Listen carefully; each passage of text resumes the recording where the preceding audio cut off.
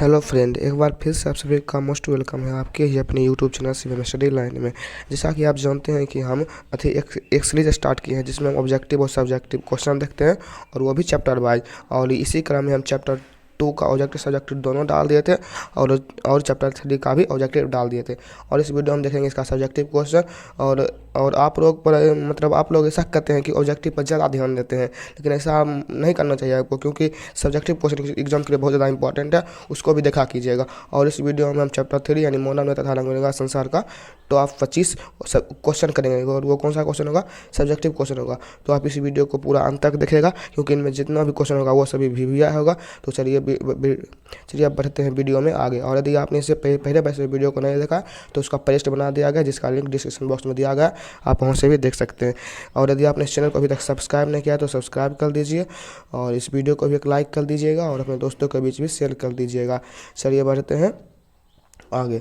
क्या है, देखिए फिजिक्स चैप्टर 3 जिसका नाम है मानव नेत्र तथा विलंग आसन का, उसका क्या देखेंगे? सब्जेक्टिव क्वेश्चन देखेंगे, यानी जो होता है 2 नंबर वाला प्रश्न, 5 नंबर वाला प्रश्न, इन सभी प्रश्न को देखेंगे। और ये वीडियो थोड़ा लंबा हो सकता है क्योंकि हम सब्जेक्टिव समझाने में टाइम लगता है और इसमें डायरेक्ट आपको दिमाग में घुसेगा, क्योंकि हम समझाएंगे, आपको याद नहीं करवाएंगे। और आप इसका स्क्रीनशॉट भी ले लीजिएगा ताकि आप घर में पढ़ सकते हैं। चलिए यहाँ पहला क्वेश्चन कहता है, चलिए बढ़ते हैं आगे। और इससे पहले आप वीडियो को एक बार लाइक कर दीजिएगा, नहीं तो आप बाद में भूल जाते हैं। यहाँ क्वेश्चन की दृष्टि प्लास किसे कहते हैं? ये क्वेश्चन उतना इंपॉर्टेंट नहीं है तो पर भी जो रहता है, दृष्टि प्लास किसे कहते हैं? देखिए दृष्टि प्लास किसे कहते हैं? जो ये नेत्र है, समझ लीजिए नेत्र है। मान लीजिए ये नेत्र जहाँ से जहाँ तक देख सकता है, ये नेत्र जहाँ से जहाँ तक देख सकता है। मान लेते हैं ये नेत्र यहाँ से लेकर यहाँ तक देख सकता है, तो इसी दूरी को क्या कहेंगे? दृष्टि प्लास कहेंगे। समझ लिए? लिखेंगे कि समान नेत्र के लिए दूर बिंदु और निकट बिंदु के बीच की दूरी को क्या कहते हैं? दृष्टि प्लास कहते हैं। और यह दूरी कहाँ से कहाँ तक होता है? यह दूरी होता है 25 सेंटीमीटर से कहाँ तक होता है? इन्फिनिटी यानी अनंत तक होता है यह दूरी। यानी हमारा आँख 25 सेंटीमीटर से लेकर अनंत तक देख सकता है। और ये क्वेश्चन उतना इंपॉर्टेंट है। चलिए बढ़ते हैं अगले प्रश्न तक। अगला प्रश्न कहता है कि सूर्योदय या सूर्यास्त के समय, ये लिख लीजिए भी यह क्वेश्चन, जैसे सूर्योदय एवं सूर्यास्त के समय सूर्य लगताव क्यों प्रतीत होता है? यदि आपने कभी गौर किया होगा तो आपको पता चला होगा कि जब सूर्योदय होता है और जब सूर्यास्त होता है तो उसमें जो सूर्य होता है वो रक्त के जैसा यानी खून के जैसा होता है। ये क्यों होता है? इसका आंसर देखते हैं। इसका आंसर में लिखेंगे कि सूर्योदय या सूर्यास्त के समय सूर्य क्षितिज के समीप होता है। क्षितिज मतलब देखिए, क्षितिज मतलब आप मैथ में पढ़े होंगे, क्षितिज होता है एक अक्ष होता है, यानी इसके समीप होता है सूर्य। और जब समीप होता है, क्षितिज के समीप स्थित सूर्य से आने वाले प्रकाश नेत्रों तक पहुंचने से पूर्व पृथ्वी के मंडल में वायु की मोटी परत से होकर गुजरती है। देखिए हम आपको समझाते हैं, ये बहुत लेंथी लैंग्वेज है। देखिए होता है क्या, मान लीजिए ये सूर्य है, ये यहाँ पर सूर्य बना देते हैं, ये सूर्य है, ठीक। और यहाँ पर प्रकाश निकल रहा है और ये जब डूबता है या उगता है तो उसमें क्षितिज के नज़दीक होता है। एक बात आपको हमको बताइए कि ये मान लीजिए सूरज है यहाँ से और आप यहाँ पर ठहरा है। देखिए जब भी देखिए यहाँ से आप क्या करेंगे, यहाँ से आप इसे हमेशा तिरछा देखेंगे। जब इसे तिरछा देखेंगे तो यह दूरी ज़्यादा तय करेगा, और जब ज़्यादा दूरी तय करेगा तो यह एक मोटा परत बनाएगा, जिससे कि प्रकाश का परिकीर्णन अधिक होता है, जिससे कि प्रकाश का परिकीर्णन होता है। और प्रकाश का परिकीर्णन होता है तो वह 7 रंगों में विभाजित होता है। और जो सबसे 7 रंग होता है बैजा पिनारा, उसमें सबसे अधिक दूरी तय करता है लाल रंग, और सबसे कम दूरी तय करता है बैगनी रंग। जो रंग जितना ज़्यादा दूरी तय करेगा वही हमारे आँख तक पहुँच पाएगा, यानी और सभी रंग रास्ते में ख़त्म हो जाते हैं और हमारे आँख तक कौन सा रंग पहुँचता है? लाल रंग। इसलिए हमारा लाल रंग दिखाई पड़ता है, ठीक। समझ गए? इसका आंसर होगा। और यहाँ पर इसे समझिए, यहाँ पर मतलब अथी में लिखा गया है, आप इसका स्क्रीनशॉट भी ले सकते हैं, इसे आप घर में नोट कर लीजिएगा, ठीक। चलिए बढ़ते हैं आगे प्रश्न, क्योंकि हमें समझाना है, इसमें आपको मतलब कोई लेटर बनाना है। देखिए ये क्वेश्चन भी इंपॉर्टेंट है। ये क्वेश्चन कहता है कि प्रकाश के वर्ण विक्षेपण, आप देखिए प्रकाश का एक होता है प्रकाश का वर्ण विक्षेपण और एक होता है प्रकाश का परिकीर्णन। इन दोनों को इसी वीडियो में समझेंगे, तो आप वीडियो को पूरा देखिएगा अंत तक। वीडियो को थोड़ा भी बोरिंग टाइप का नहीं लीजिएगा, क्योंकि हम अपना 100% दे रहे हैं। आप भी अपना 100% दीजिएगा, तभी आपके एग्जाम में अच्छा से अच्छा नंबर आएगा। पूछता है कि प्रकाश का वर्ण विक्षेपण क्या होता है? इसको आप देखते हैं। इसका उत्तर में लिखेंगे कि श्वेत प्रकाश के अपने विभिन्न अवयवों में विभाजन का, ये पूरा बात है। देखिए कहता है कि जो श्वेत प्रकाश होता है, ये समझिए। देखिए ये मान लीजिए श्वेत प्रकाश, इसका सबसे पहले हम रंग बदल लेते हैं, तभी आपको श्वेत प्रकाश लिखा देगा। यहाँ देख लीजिए कि है श्वेत प्रकाश, ये है श्वेत प्रकाश, यहाँ से आया। अब ये क्या होगा, अब ये विभाजन होगा, ये जो होगा 7 रंग में विभाजित होगा। कितना रंग में, 7 रंग में विभाजित होता है। नीचे होगा ब्लू रंग, ठीक है। इसी तरह यह 7 रंग में विभाजित होगा, अलग अलग कलर का विभाजित होता है। और इसी विभाजन होने की प्रक्रिया को क्या कहते हैं, प्रकाश का वर्ण विक्षेपण कहते हैं। ठीक समझ, देखिए सिंपल भाषा में समझिए कि श्वेत प्रकाश को अपने वह जो जितना अवयव में होता है, यानी 7 अवयव में होता है, उन सभी में बंटना प्रकाश का वर्ण विक्षेपण कहलाता है। ठीक समझिए। और इसके आगे क्वेश्चन है कि किसी अंतरिक्ष यात्री को आकाश नीले की अपेक्षा काला क्यों प्रतीत है। ये क्वेश्चन ऑब्जेक्टिव के लिए भी इंपॉर्टेंट है। ऑब्जेक्टिव में पूछता है कि किसी अंतरिक्ष यात्री को आकाश कैसा दिखाई देता है। इसका आंसर क्या होगा, ब्लैक। कैसा दिखाई देता है, ब्लैक देता है अंतरिक्ष यात्री को। अब इसी का उत्तर देना है क्यों दिखाई देता है। हम देखिए, हम एक बार बताते हैं आपको। पहले ये बताइए कि आपको कोई रंग कैसे लिखा जाता है, जब वहाँ पर प्रकाश रहेगा और प्रकाश के साथ साथ वहाँ प्रकाश का परिकिरण होगा, तभी वह रंग फैलेगा और आपको दिखाई पड़ेगा। और यही कहाँ पर नहीं होता, यही काम आकाश में नहीं होता, इसलिए वहाँ पर काला प्रतीत होता है। यहाँ देखेंगे कि अधिक ऊंचाई पर प्रकाश का परिकिरण नहीं होता है, लेकिन अंतरिक्ष जो होता है बहुत अधिक ऊंचाई पर होता है, और इसलिए वहाँ पर अंतरिक्ष यात्री को आकाश काला दिखाई पड़ता है। इसका एक ही रीजन है कि प्रकाश का परिकिरण, वहाँ पर प्रकाश का परिकिरण नहीं होता है। ठीक समझ गए। चलिए बढ़ते हैं अगला प्रश्न की तरफ। और एक बात और कि आप ध्यान रखिएगा, लाइक कीजिएगा और शेयर भी और सब्सक्राइब भी। और यदि आपको किसी भी तरह का दिक्कत हो तो आप मुझे जरूर कमेंट कर दीजिएगा। और आप ये भी बताइएगा कि आपको हमारे पढ़ाने का तरीका कैसा, मतलब समझ आ रहा है कि नहीं आ रहा, और तभी हम इस मतलब तरीका पर और गौर करेंगे। चलिए अब अगला क्वेश्चन देखते हैं बिना टाइम को वेस्ट किए। अगला क्वेश्चन कहता है कि स्पेक्ट्रम किसे कहते हैं। ये एग्जाम में इस तरह पूछता है कि स्पेक्ट्रम किसे कहते हैं और यह कितने प्रकार का होता है, ये बताइए। देखिए हम बताते हैं स्पेक्ट्रम किसे कहते हैं, बताइए। इससे पहले हमें प्रकाश का परिकिरण समझना होगा। प्रकाश का परिकिरण समझते हैं इससे पहले, क्योंकि स्पेक्ट्रम से पहले प्रकाश का परिकिरण समझना बहुत ज़्यादा जरूरी है। प्रकाश का परिकिरण में सबसे पहले हम बता देते हैं कि किसी कण पर कण नहीं होगा, कण होगा। किसी कण पर प्रकाश के अंश के कई दिशाओं में छितरने की प्रक्रिया को प्रकाश का परिकिरण कहते हैं। ये देखिए क्या कहता है, कि देख लीजिए यहाँ पर कोई कण है, इसी कण पर देखिए ये श्वेत प्रकाश आ रहा है। ये श्वेत प्रकाश इस कण पर टकरा कर विभिन्न दिशा में फैल जाता है। इसी प्रक्रिया को क्या कहते हैं, प्रकाश का क्या कहते हैं, परिकिरण कहते हैं। और स्पेक्ट्रम क्या होता है, स्पेक्ट्रम वो होता है, जैसे यहाँ पर समझिए, यह स्पेक्ट्रम उसे कहते हैं जहाँ पर ये 7 रंग देखा जाता है। जहाँ पर 7 रंग देखा जाता है उसे क्या कहते हैं, वर्णपट कहते हैं। ठीक समझ गए। देखिए इसका आंसर उत्तर है कि प्रकाश के परिकिरण के पश्चात 7 रंग जहाँ देखा जाता है उसे क्या कहते हैं, उसे कहते हैं स्पेक्ट्रम। उसे क्या कहते हैं, स्पेक्ट्रम कहते हैं। और ये स्पेक्ट्रम कितना प्रकार का होता है, 2 प्रकार का होता है। एक होता है शुद्ध वर्णपट और एक होता है अशुद्ध। शुद्ध हुआ होता है जिस पर सभी रंग देखा जा सकता है, और अशुद्ध हुआ होता है जिस पर मतलब सभी रंग साफ साफ नहीं देखा जाता है। इतना समझिए। ठीक, प्रकाश का परिकिरण समझ गए और स्पेक्ट्रम भी यहाँ पर समझ गए। ठीक, स्पेक्ट्रम समझ गए कि श्वेत प्रकाश से प्राप्त रंगीन प्रकाश की पट्टी को स्पेक्ट्रम कहते हैं। इससे आप नोट कर लीजिएगा। ठीक, चलिए बढ़ते हैं अगला प्रश्न। अगला प्रश्न कहता है कि खतरे का संकेत लाल क्यों होता है। देखिए आप जब भी जाते होंगे सिग्नल पर तो हम मतलब देखते हैं कि सिग्नल का भी रंग लाल होता है, खतरे का भी रंग लाल होता है। ऐसा क्यों होता है ये बताइए। देखिए हम आपको जब शुल्क वाला प्रश्न पढ़ा रहे थे उसमें बताया था कि शुल्क लाल क्यों दिखाता है। लाल इसलिए दिखाता है क्योंकि लाल रंग होता है अधिक दूरी तय निकलता है और वो अंधेरा में भी रखा दिया जाता है, क्योंकि उसका प्रकार का परिकिरण बहुत अल्प मात्रा में होता है, जिससे कि वो मतलब रंग विक्षेपित नहीं होता है। यहाँ पर लिख देंगे कि लाल रंग सबसे कम परिकिरण होता है, इसलिए वह दूर देखने पर भी लाल रंग देता है, इसलिए खतरे का संकेत लाल रंग दिया था। ठीक, अब अगला कहता है कि दूर दृष्टि दोष क्या है। दूर दृष्टि दोष क्या है, इसका उत्तर लिखेंगे कि यह दोष नेत्र गोलक के छोटा होने या नजदीक की दूर वस्तु को देखते समय लेंस की। ये क्वेश्चन हटाइए, ये क्वेश्चन आगे दिया गया, आगे हम इसको देख लेंगे, क्योंकि आगे 5 नंबर का क्वेश्चन आता है, उसी में इसको देख लेंगे। ठीक, चलिए बढ़ते हैं आगे नंबर प्रश्न। आगे नंबर प्रश्न कहता है, तो देखिए आगे नंबर प्रश्न हम बता दिए थे, एक प्रकाश का परिकिरण बता दिए थे, इसमें आप टाइम वेस्ट नहीं करेंगे। आप देखेंगे टिंडल प्रभाव। टिंडल प्रभाव देखिए 9 के बराबर पूछता है। तब में बताते हैं कहता है किसी कोलाइडी विलियंस में निलंबित कणों द्वारा प्रकाश का परिकिरण क्या कहलाता है, टिंडल प्रभाव कहता है। देखिए ताकि कोलाइडी कण होता है, कोलाइडी कण के बारे में आप 9th में पढ़े होंगे। ताकि कोलाइडी कण द्वारा जब प्रकाश का परिकिरण होता है तो उसे क्या कहते हैं, उसे कहते हैं टिंडल प्रवाह का होता है। ठीक, और ये आपको अधिकतर वन में देखने को मिल जाएगा। जब आप सुबह में जाएंगे तो देखने मिल जाएगा। ठीक है, वहीं पर अगला प्रश्न कहता है कि आकाश का रंग नीला क्यों दिखाई देता है। जो आकाश होता है उसका रंग नीला क्यों दिखाई देता है। इसका भी वही कारण है जो खतरा में था।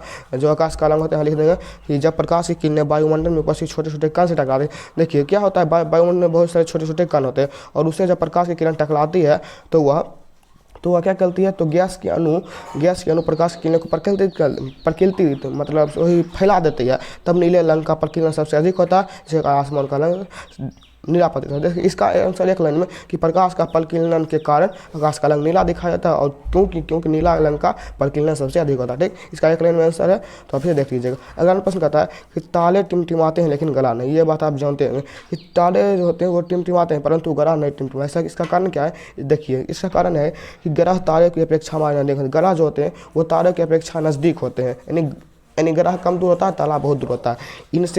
इनसे इतना प्रकाश उत्पन्न होता है कि वायुमंडलीय परतों के घनत्व के स्थापित के प्रभाव से चलते प्राप्त किरणें की अपेक्षाकृत नगण्य। देखिए ये हटाइए, हम आपको समझाते हैं। ये बहुत ज़्यादा लेंथी भाषा में लिख लिया। देखिए हम बताते हैं। देखिए कि यहाँ जो होता है, यहाँ मान लीजिए ये गड़ा है, ऐसे गड़ा तो ऐसा नहीं होता है, तब पर हम बना दिए। और ये क्या है? और ये जो है ये है तारा है। देखिए तारा जो होता है ये ग्रह से ज़्यादा दूर होता है। और देखिए जब ये ज़्यादा दूर है, और देखिए दोनों से प्रकाश की किरणें निकलेगी, यहाँ से भी प्रकाश की किरणें निकलेगी और यहाँ से भी प्रकाश की किरणें निकलेगी। लेकिन इन दोनों में अंतर क्या है? अंतर रही है कि ये जो है ये अधिक दूर है, जिससे कि ये बहुत ज़्यादा परत तय करके, यानी यहाँ ये एक परत, दो परत, बहुत सारा परत है। और जो ग्रह होता है वो कम परत तय करता है, जिससे कि इसका प्रकाश का परिकीर्णन ज़्यादा नहीं हो पाता है, जिससे कि आप मतलब टिमटिमाते प्रतीत नहीं होता। और ये ज़्यादा दूर है, ज़्यादा मतलब देखिए यहाँ देखिए, जैसे यहाँ आया, यहाँ से फिर इधर हुआ, फिर इधर हुआ, फिर इधर हुआ, फिर इधर हुआ, ऐसे करके आपको यह जैसे प्रकाश तय करता है, जैसे प्रकाश की दूरी तय होती है, वैसे आपको तारा रखा था जिससे कि टिमटिमाते हुए प्रतीत होता है। ठीक, समझ गए? और ये क्वेश्चन ठीक, इसको भी याद कर लीजिएगा, यहाँ भी इसका हम लिख दिए। ठीक, अगर कहता है कि दूर दृष्टि दोष वाले व्यक्ति आकाश को देखते समय चश्मा उतारना पसंद करता है, ऐसा क्यों? देखिए होता है क्या, जिसको दूर दृष्टि दोष हुआ लगता है वह जब आसमान की तरफ देखता है तो वह चश्मा उतारता है, ऐसा क्यों? देखिए दूर दृष्टि दोष में क्या होता है, पहले ये बताया। दूर दृष्टि दोष में दूर की चीज़ आदमी आसानी से देख लेता है, यही कारण है। देखिए दूर दृष्टि दोष है और वह दूर की चीज़ आसानी से देख सकता है, और आसमान बहुत दूर है तो वह आसानी से देख बिना काम चश्मा क्यों लगाए, और चश्मा ऊपर से रिफ्लेक्शन होगा, इसलिए आदमी चश्मा उतार लेता है। ठीक, समझ गए? अब चलिए बढ़ते हैं अगला नंबर प्रश्न। अगला प्रश्न कहता है, चलिए अगला प्रश्न देखते हैं। अगला प्रश्न कहता है कि इंद्रधनुष किसे कहते हैं? इंद्रधनुष इसके बारे में आप जानते होंगे, नहीं तो हम बताते हैं। और इंद्रधनुष को तो आप जरूर देखेंगे। 7 रंग का होता है जो कि आसमान में बहुत देखने में अच्छा लगता है। या इसके बारे में देखेंगे कि वर्षा होने के बाद प्रकाश की किरणें हवा के लटकती वर्षा की बूंदे के कारण प्रकाश के रंग का 7 रंग में बिखर जाता है। देखिए जब वर्षा होता है तो उसके बाद जो वर्षा की बूंद थोड़ी बच जाती है, उससे प्रकाश का परिकीर्णन होता है, जिससे वह 7 रंग में बिखर जाता है। और यह हमेशा सूर्य के विपरीत बनता है। ऐसा क्यों होता है? क्योंकि देखिए सूर्य के विपरीत हमेशा प्रकाश रहती है, और जो प्रकाश होती है वह जब देखिए यहाँ मान लीजिए, देखिए यहाँ पर सूर्य है, ठीक, और यहाँ से प्रकाश निकलेगी तो देखिए रिफ्लेक्ट जब भी होगी तो ये इस तरफ होगी, रिफ्लेक्ट होगी तब पर इस तरफ होगी, क्योंकि ये हमेशा सूर्य के विपरीत ही बनता है। क्या? इंद्रधनुष हमेशा सूर्य के विपरीत ही बनता है, ये लिख दिया। उसके बाद विपरीत दिशा में एक पट्टी तैयार करती है, इसे इंद्रधनुष कहते हैं। इंद्रधनुष के आंतरिक कोल में बैगनी रंग देखिए, समझ कहता है कि इंद्रधनुष का जो आंतरिक रंग होता है वह बैगनी होता है, बाहर का रंग कैसा होता है? लाल होता है। ठीक, ये इतना इंपॉर्टेंट है, तब पर भी आपके नॉलेज की इंपॉर्टेंट है। सबसे इंपॉर्टेंट यह है कि इंद्रधनुष किसे कहते हैं। ठीक, इसे आप देख लिए। चलिए बढ़ते हैं अगला प्रश्न। अगला प्रश्न कहता है, अगला प्रश्न क्या है? अगला प्रश्न है प्रकाश का बल विक्षेपण कितना नंबर का? 5, यानी दीर्घ उत्तरीय प्रश्न है। प्रकाश का बल विक्षेपण क्या है? व्याख्या कीजिए। ये क्वेश्चन थोड़ा बड़ा होगा तो आप सब निकल के देखिएगा, और ये क्वेश्चन आपके मतलब अथी के लिए भी इंपॉर्टेंट है, परीक्षा के लिए भी। देखिए प्रकाश का बल विक्षेपण क्या है, ये हम आपको बता दिए थे। किसमें बताए थे? जो पीछे क्वेश्चन था उसमें बताया। इसके बारे में लिखेंगे कि प्रकाश का बल विक्षेपण को दिखाने के लिए एक समतल दर्पण को इस प्रकार व्यवस्थित। आपको देखिए यहाँ पर क्या लिखेंगे कि प्रकाश के बल विक्षेपण को प्रयोग द्वारा कैसे दिखाएं। लिखेंगे कि समतल दर्पण को इस तरह धरेंगे कि सूर्य का प्रकाश इसके विपरीत से होकर एक कमरा में प्रवेश करे, जिसके सभी दरवाजे खिड़की बंद हो। अब प्रकाश के रास्ते में एक गत्ते लगते हैं। कौन सा लगते हैं? गत्ते। इसमें महीन छिद्र होता है ताकि इस छिद्र से प्रकाश की किरणें गुजर सके। प्रकाश की किरणों पथ में एक प्रिज्म लगते हैं। क्या लगते हैं? प्रिज्म लगते हैं। ठीक है, जब प्रिज्म रखेंगे और देखिए क्या करता है, देखिए एक सबसे पहले एक समतल दर्पण डलता है, जिससे कि प्रकाश की किरणें आती है। और जब प्रकाश की किरणें आते हैं तो देखिए प्रकाश की किरणें को निकलने का कोई रास्ता नहीं, क्योंकि यहाँ पर सभी बंद कर दिया। उसके बाद इसके अंदर एक प्रिज्म लगता है। ये प्रिज्म का काम क्या होता है कि प्रकाश की किरणें को 7 रंग में मतलब क्या कर देती है? फैला देते हैं। और उसके बाद क्या करते हैं? पर्दा डालता है, जिससे क्या कहते हैं? वर्ण पर। और इस पर आपको 7 रंग दिखेगा। कितना रंग दिखेगा? 7 रंग दिखेगा। और इसी 7 रंगों को क्या कहते हैं? प्रकाश का बल विक्षेपण कहते हैं। ठीक, अब इसके बाद में कुछ लाइन लिखा गया, यानी कुछ इंपॉर्टेंट जो आपकी ऑब्जेक्टिव भी इंपॉर्टेंट हो सकता है। यहाँ लिखा गया कि लाल रंग का तरंग सबसे अधिक होता है तथा विचलन सबसे कम होता है। देखिए एक बात आता है, देखिए जिसका तरंग सबसे अधिक होगा, जिसका तरंग दैर्घ्य सबसे अधिक होगा, तो देखिए वो उसका जो होगा विचलन कम होगा, यानी तरंग दैर्घ्य व्युत्क्रम अनुपाती है विचलन का। ठीक, समझ गए, तरंग दैर्घ्य व्युत्क्रम अनुपाती है विचलन का। ठीक, अभी इसका उल्टा देखिए, बैगनी रंग का तरंग दैर्घ्य सबसे कम है, इसलिए इसका विचलन सबसे अधिक होता है। और लाल रंग का तरंग दैर्घ्य कितना से कितना होता है देख लीजिए, और कितना कैसे कितना, लेकिन ये इंपॉर्टेंट है, तब भी आप याद करना चाहते हैं तो कर लीजिएगा। ठीक, और ये 5 नंबर का प्रश्न था, इसे भी आप देख लीजिएगा क्योंकि ये भी इंपॉर्टेंट है। अब देखिए ये तो इंपॉर्टेंट बहुत ज़्यादा है, बहुत ज़्यादा, इसे हम बोल नहीं सकते, इस मतलब ये चैप्टर इसके बिना अधूरा है। नेत्र दोष, नेत्र दोष किसे कहते हैं, व्याख्या कीजिए, सबके बारे में लिखिए, कैसे कारण होता है, निवारण, सब चीज़ बताइएगा। और इसी को हम समझेंगे तो वीडियो को आप ध्यान रखिए देखिए, क्योंकि इसमें बहुत कम क्वेश्चन बचा होगा। कितना क्वेश्चन बचा है इसको भी आप देख लेते हैं। देखिए 25 हो गया, यानी 5 क्वेश्चन और बचा है, इसे भी जल्दी खत्म कर लेंगे, तो देखते रहिएगा वीडियो। देखिए लिखेंगे कि नेत्र दोष क्या है, इसके बारे में लिखेंगे। सबसे पहले हम नेत्र दोष को समझते हैं। लिखेंगे कि मानव नेत्र किसी वस्तु को 25 सेंटीमीटर मतलब कहता है कि मानव जो नेत्र होता है वह किसी भी वस्तु को 25 सेंटीमीटर से लेकर अनंत तक देख सकता है, और जब यह काम मानव नहीं कर पाता है तो वह माना जाता है कि उसको दृष्टि दोष हो गया। उसको क्या होगा, दृष्टि दोष, या माना जाता है। ठीक, समझ गए।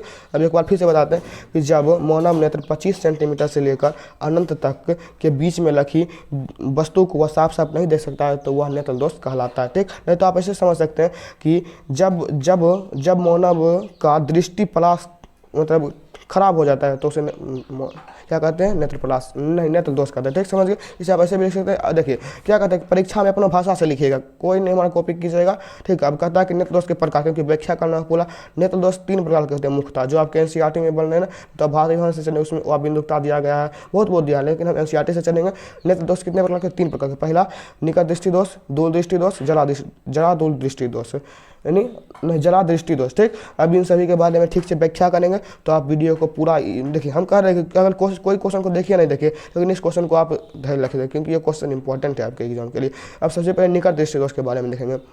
देखिए निकट दृष्टि दोष में क्या होता है, देखिए जो दोष होगा आदमी वही देख पाएगा। देखिए जैसे कि निकट दृष्टि दोष में है ये, तो ये निकट रखी वस्तु को देख पाएगा, ये मतलब उलझाने के लिए। जैसे जो दोष होगा वही देख सकेगा। यहाँ लिखेंगे जिस नेत्र में निकट दृष्टि दोष होता है वह दूर रखी वस्तु को नहीं देख सकता है, इससे अनंत न होकर कोई बिंदु। देखिए ये हटाइए, देखिए निकट दृष्टि दोष में वह दूर रखी वस्तु को नहीं देख पाएगा और निकट रखी वस्तु को देख पाएगा। ठीक, समझिए। अब इसका कारण क्या है, इसका 2 कारण है। पहला कारण है कि नेत्र गोलक लंबा हो जाता है। नेत्र गोलक क्या आप जानते होंगे, जैसे ये मान लीजिए आई है, ये आँख है, तो यह जो होता है ये यहाँ से यहाँ के बीच की दूरी को क्या कहते हैं, नेत्र गोलक, और यही बहुत लंबा हो जाता है। और दूसरा क्या कारण है कि इसका क्या कारण है, दूसरा कारण है कि जो होता है नेत्र लेंस जो होता है वो अधिक मोटा हो जाता है, जिससे कि इसकी क्या होती है, यह बहुत मोटा हो जाता है, जिससे कि इसका यह जो होता है इससे जब प्रकाश से किरणें जाती है तो यह यहीं पर इसका बन जाता है, मतलब यहीं पर इसका प्रतिबिंब बन जाता है, जिससे कि निकट दृष्टि दोष होता है। ठीक, तो अब इसका उपचार क्या होता है, देखिए इसका ट्रिक होता है कि निकट जो होता है ये 3 अक्षर है, यानी 4 अक्षर, यानी अवतल होगा। निकट का उपचार किससे होगा, अवतल से होगा। ठीक, समझ गए। अब दूर दृष्टि में देखते हैं। अब इसके बारे में आप समझ गए कि दूर दृष्टि दोष है तो यह दूर रखी वस्तु को देख पाएगा और निकट रखी वस्तु को नहीं देख पाएगा। ठीक, यहाँ देखेंगे कि जिस नेत्र में दूर दृष्टि दोष होता है उसे निकट रखी वस्तु नहीं दिखती है, परंतु दूर रखी वस्तु दिखती है। ठीक, समझ गए। इसका कारण, इसका कारण उसका उल्टा हो जाएगा, यानी इसमें क्या होगा, इसमें जो नेत्र गोलक था वह लंबा होता था, परंतु इसमें क्या होगा, नेत्र गोलक बहुत मतलब ऐसे हो जाएगा, यानी नेत्र गोलक छोटा हो जाएगा। ठीक, और इसमें क्या होगा, इसमें लेंस बहुत पतला हो जाएगा। ठीक, आप एक याद कर लीजिए, दूसरा अपने आप हो जाएगा, क्योंकि उसका सेम टू सेम उल्टा। ठीक, समझ गए। अब इसका दूर करने का उपाय ये 2 अक्षर का है तो 3 अक्षर, यानी उत्तर। और ये क्वेश्चन को आप जरूर ध्यान देखें, यानी दोबारा किताब में भी पढ़ लीजिएगा और इस वीडियो को भी दोबारा देख लीजिएगा। अब अगला कहता है जरा दूर दृष्टा। जरा दूर दृष्टा पढ़े तब पर भी देख लेते हैं। देखिए जरा दूर दृष्टा होता है बहुत आदमी को हो जाता है, इसमें कोई मतलब ऐसे नहीं है। इससे यह कब होता है, उम्र बढ़ने के साथ साथ नेत्र लेंस की समाधान क्षमता। समाधान क्षमता के बारे में अगला ही क्वेश्चन है, इसमें समझ जाए। तो कहता है कि जब आदमी का उम्र बढ़ता है तो समाधान क्षमता बहुत कम हो जाता है, जिसके कारण वह तो नज़दीक की वस्तु देखती है और न ही दूर की वस्तु देखती है। और इसी को कहते हैं देखिए जरा में क्या होता है, दोनों नहीं देखेगा, यानी नहीं तो निकट देखेगा नहीं तो दूर, यानी उसका आँख पूरी तरह से खराब हो जाता है। अब इसका दूर करने के लिए अवतल और उत्तल दोनों प्रयोग करता है, यानी चश्मे का ऊपर का भाग होता है क्या, अमतल और नीचे का भाग होता है उत्तल, ठीक। और इसका किससे उपचार किया जाता है? द्विफॉक्सी से या बाइफोकल लेंस, आप देख सकते हैं, ठीक। चलिए बढ़ते हैं, अगला पसंद है तो वीडियो लंबा हो जाएगा। और यदि आपको वीडियो अच्छा लग रहा है तो वीडियो के बाद लाइक कर दीजिए, क्योंकि हमें भी कुछ मोटिवेशन मिल सके, और अपने दोस्तों को भी शेयर कर दीजिए ताकि वो भी इसका फायदा उठा सके। और इस चैनल को भी सब्सक्राइब करके बेल नोटिफिकेशन ऑन कर लीजिएगा, ताकि आज अभी हम वीडियो डालें तो आपको नोटिफिकेशन मिल सके, ठीक है। और आपको आवाज़ आ रहा है तो उसके लिए हम सॉरी, हम कुछ भी नहीं कर सकते, ये हमारी मजबूरी है। अब अगला कहता है कि समझने क्षमता, इसको इंपॉर्टेंस से समझें, क्योंकि ये 2 नंबर क्वेश्चन के लिए इतना ज़्यादा इंपॉर्टेंट है कि हम कुछ बोल नहीं सकते। यदि आपके पास क्वेश्चन नहीं था तो ये निकाल के समझ क्षमता बहुत बार पूछा गया है, और ये आपके एग्जाम में बहुत ज़्यादा चांस है कि पूछा जाएगा, ठीक है। समझने क्षमता क्या होता है बनाते हैं, देखिए एक बात है, यदि आप देखिए, जब आप जहाँ आप बैठे हैं वहाँ से थोड़ा आगे देखिए, थोड़ा पीछे देखिए, यह देखने में आपको 2 से 1 सेकंड से भी कम लगेगा, यानी बहुत कम लगेगा। अब ये कैसे होता है? जैसे फोकस दूरी जो होता है वो एकाएक तुरंत बदल जाता है, तुरंत छोटा। जब ये कैसे हो पाता है, इसी को कहते हैं समझ। और ये कैसे हो पाता है? यहाँ पर पक्ष में पेशियाँ लगी होती है और ये तुरंत काम कर देती है, और इस क्षमता को क्या कहते हैं? समझ क्षमता। लेकिन लिखेंगे जब नेत्र देखेंगे वस्तु दूर हो या नज़दीक, आँख तुरंत देख लेता है। आँख ऐसा अपने लेंस की फोकस दूरी बदल यानी जो आँख होता है वो अपने लेंस की फोकस दूरी तुरंत बदलता है। और यह जो परिवर्तन है किसके द्वारा होता है? सिलियरी मांसपेशियों के द्वारा होता है। यानी जब देखिए जब सिलियरी मांसपेशियाँ होती है, यहाँ पर देखिए सिलियरी मांसपेशियाँ लगी रहती है। और जब आपको दूर देखना होता है तो यह आपको पूरा लंबा कर देती है, और जब आपको नज़दीक देखना तो यह पूरा छोटा कर देती है, ठीक। यही इसका काम है। और इसी क्षमता को क्या कहते हैं? समझन क्षमता, ठीक। समझ के समझन क्षमता क्या होता है, और इसे आप नोट कीजिएगा, क्योंकि ये 2 नंबर क्वेश्चन के लिए बहुत ज़्यादा इंपॉर्टेंट है। ये क्वेश्चन को आप मतलब हल्का में नहीं लीजिएगा। अब अगला कहता है कि नेत्र कैसे काम करता है। नेत्र कैसे काम करता है हम बता देते। देखिए इसके बारे में एक अलग से वीडियो बनाएंगे, क्योंकि नेत्र बहुत ज़्यादा इंपॉर्टेंट है। उसमें होता है बहुत सारा अंग होता है, उसके बारे में भी एक अलग से तब यहाँ पर समझा देते हैं आपको। सीधे नेत्र है, नेत्र में क्या होता है? यहाँ पर लेंस लगा होता है और यहाँ पर बहुत सारा भाग होता है। हम ऐसा मतलब छोटा में बना रहे हैं, क्या होता है? यहाँ से प्रकाश की किरणें प्रवेश करती है, जब प्रवेश करती है, और यहाँ पर उत्तल लेंस होता है, क्योंकि इसका जब हम ऑब्जेक्टिव बना लेते हैं उसमें हम बताया था उत्तल लेंस होता है। जब ये होता है तो यहाँ पर ये प्रतिबिंब बनाता है। ये प्रतिबिंब कैसा होता है? ये प्रतिबिंब होता है वास्तविक बनता है और उल्टा बनता है, क्योंकि ये कैसा लेंस है? उत्तल लेंस है, ठीक। इसके बारे में आप देख सकते हैं, लिखा गया कि मानव नेत्र एक फोटो कैमरा की तरह कार्य करता है। जब अपवर्तित होकर कॉर्निया के माध्यम से आंख में प्रवेश करती है किरण, और नेत्र लेंस के द्वारा अपवर्तित होकर रेटिना पर मिलती है। ये देखिए एक बात और, कि जो वस्तु का प्रतिबिंब होता है वो कहाँ बनता है? रेटिना पर, ठीक। इसी तरह देखिए उल्टा और वास्तविक बनता है, ठीक। और इसके बारे में एक अलग से ही वीडियो बनाएंगे, तो आप देख लीजिएगा, ठीक। इसमें कोई ज़्यादा दिक्कत वाली बात नहीं। देखिए ये यही क्वेश्चन के बारे में करें कि मानव नेत्र में जितने सारे अंग है उसके बारे में एक अलग से वीडियो बनाएंगे। नहीं तो आप चाहेंगे तो हम इसमें ही बता देंगे। ये क्या होता है, लेकिन हम इसमें इसका चित्र नहीं लाएंगे, चित्र बनाने में दिक्कत हो रहा है और आप समझ नहीं पाएंगे, और इसके बारे में एक अलग से वीडियो बनाएंगे। इसके लिए आज इस वीडियो में इतना ही लाने देते हैं। इतना ही क्वेश्चन था, और ये क्वेश्चन भी पोस्ट नंबर का है। इसके बारे में एक अलग से वीडियो बनाएंगे। तब तक इस वीडियो में इतना ही लाने देते हैं। मिलते हैं आपसे किसी अगले वीडियो में। और एक बात और कि आप इस वीडियो को लाइक कर दीजिए, अपने दोस्तों को भी शेयर कर दीजिए, और सब्सक्राइब भी कर लीजिए। और यदि आपको कोई भी क्वेश्चन समझ में नहीं आएगा, कोई भी क्वेश्चन हो वो समझ में नहीं आएगा, तो आप ज़रूर कमेंट कर दीजिएगा, ठीक। और आपको वीडियो के साथ लगा होगा इसका फीडबैक ज़रूर दीजिएगा। और धन्यवाद, मिलते हैं आपसे किसी अगले वीडियो में।